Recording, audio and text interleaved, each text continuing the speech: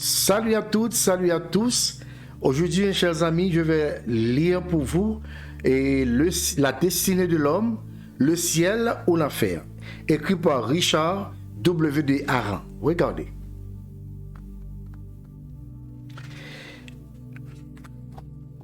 Avant tout, gardez-vous du levain des pharisiens, qui est l'hypocrisie.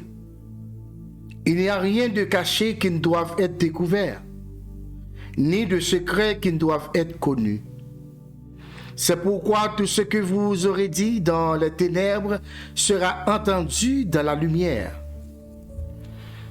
Et ce que vous aurez dit à l'oreille dans les chambres sera proclamé sur les toits.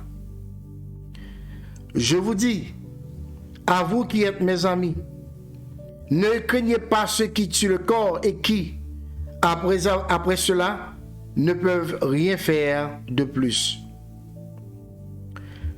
Je vous montrerai qui vous devez craindre.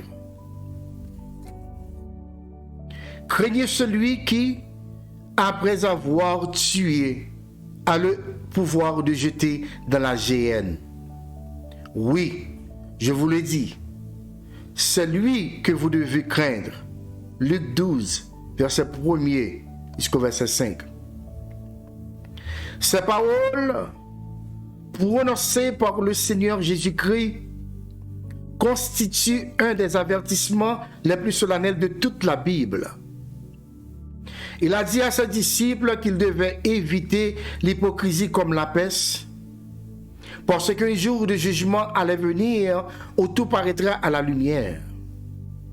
Il a poursuivi en disant à ses disciples de ne pas craindre les hommes, qui ne peuvent que tuer le corps, mais de vivre dans une crainte respectueuse de Dieu, dont la puissance sur les hommes s'étend au-delà de la tombe. Tous ceux qui ont vécu sur terre devront un jour comparaître en jugement devant Dieu. Et tous ceux qui n'auront pas été sauvés par la foi en Jésus-Christ recevront une condamnation dans la vie à venir. C'est là l'enseignement indéniable des Écritures, et tous ceux qui croient à la Bible ne peuvent faire autrement que de le reconnaître. C'est le doux et bon Seigneur Jésus qui a parlé d'un endroit après la mort où leur ver ne meurt point et où le feu ne s'éteint point. Marc 9, 48. Il a parlé d'un jour à venir où il devra dire à certains: retirez-vous de moi, maudits, allez dans le feu éternel qui a été préparé pour le diable et pour ses anges. Matthieu 25, verset 41.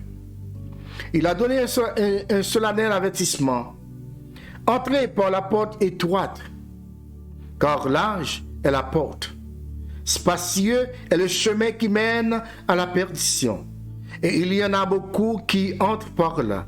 Matthieu 7, verset 13. Dans Jean 5, il a montré très clairement qu'il y avait deux destinations possibles pour tout homme après la résurrection. Il a dit: ne vous étonnez pas de cela, car l'heure vient où tous ceux qui sont dans les sépulcres entendront sa voix et en sortiront.